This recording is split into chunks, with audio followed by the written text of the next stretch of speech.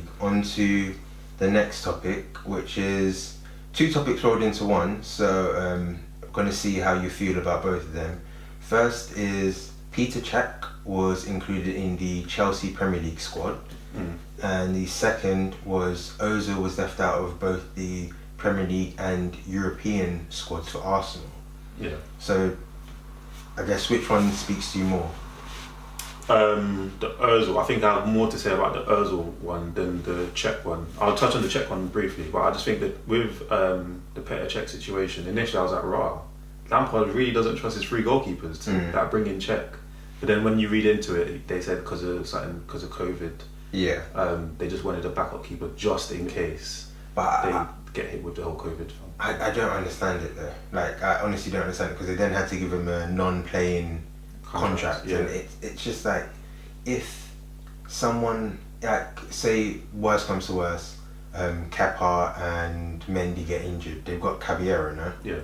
If he gets injured as well, bro, you can apply for an emergency loan, or like you can. There's something you can do. Like, just because you've got Cech in a directorial position and you still feel he's up to a certain standard to be able to play, that doesn't mean you should just fling him in the squad. Isn't that more indicative that you don't have anyone in your youth squad close enough to the first team? Yeah. I think it is another kick in the teeth to their youth squads.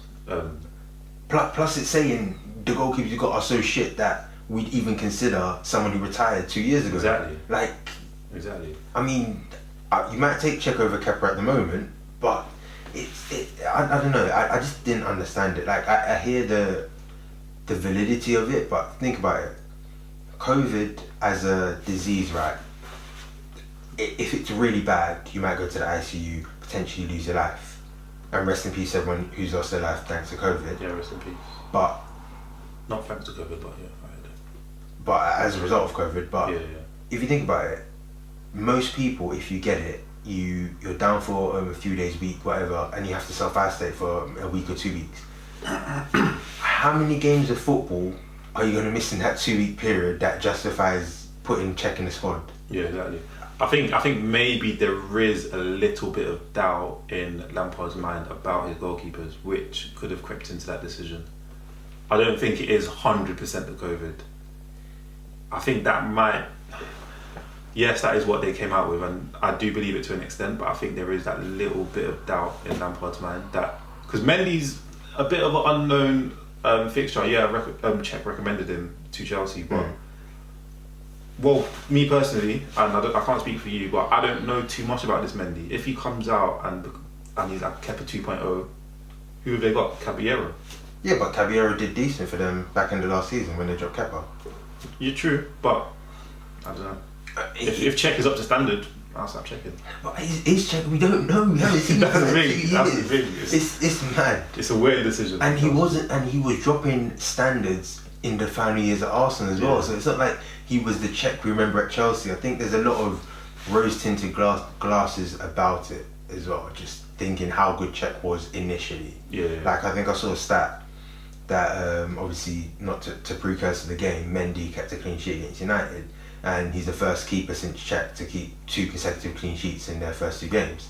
Okay. So there's that rosy-eyed tint that Cech was so good when he came in, and Cech was incredible when he came in. Cech was a madman. Like, he was incredible. I remember that. But man's 40 odd now. Like, I don't know how old man is, but man is wearing the glasses now. Man's on the board. Like, wearing suits and shit. He's out of there, man. But yeah, but speak on Ozil, because obviously. Yeah, this Ozil situation's mad, and it's a lot more political. Well, it seems a lot more political than it is a footballing decision. That's what it looks like to me anyway. Yeah. So this is where I don't want football going down this road, because once you start mixing the politics in football, you start seeing players, and especially now with social media, players are becoming more expressive. Yeah. If you start making political decisions because of how players are expressing themselves, players will start withholding themselves again, and you'll stop seeing players becoming the characters and the personalities that they are off the field, which is what I don't want to see, because you've got a lot of likeable players from this, like, expressing themselves pretty much. So I think the whole decision from Arsenal I don't agree with it. People are saying it's because of the China thing, the support for the Muslims in China, which would be persecuted. Persecuted by China. People are saying it's because of that, but I'm not 100% sure it is because of that, because Ozil played quite a few games before before lockdown.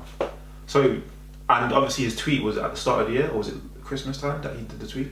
Can't remember when he did the tweet, but I think it played a part into it.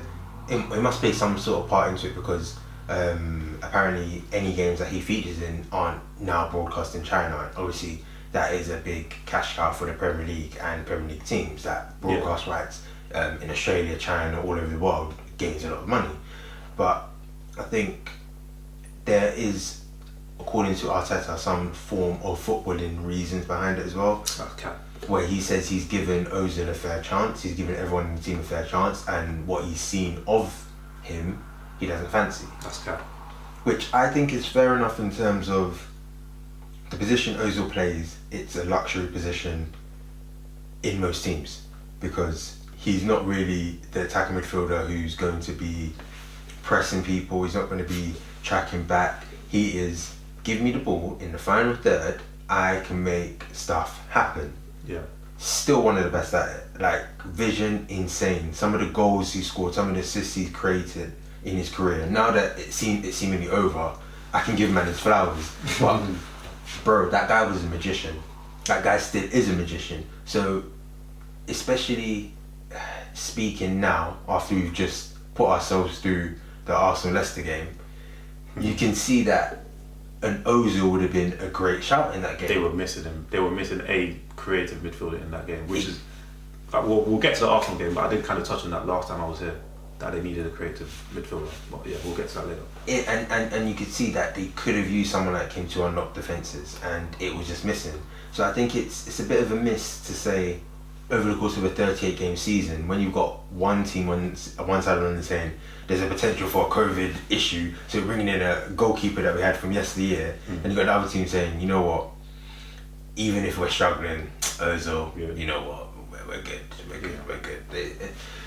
I guess it kind of speaks to the fact that obviously younger players don't have to be registered, so they could turn to the youth team and play some younger players in there who have a bit more energy to their game, and maybe not the quality of Ozil, but they could give what Arteta wants. But at the moment, yes, we can see the defensive structure and the solidarity and the effectiveness Arteta's brought to Arsenal's game.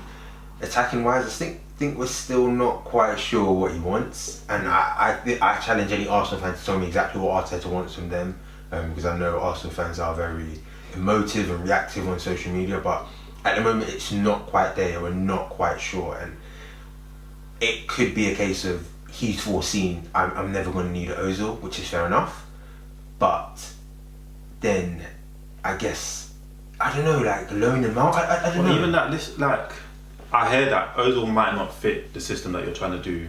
Cool. Bale didn't fit into Madrid's team at the time when him and Zidane were going through Passa. He still made their cut. He still made the 25-man cut, and he was still getting small minutes every now and again. Ozil can do that. Slap Ozil in your team. You don't have to start him every game. You don't even have to have him on the bench every game.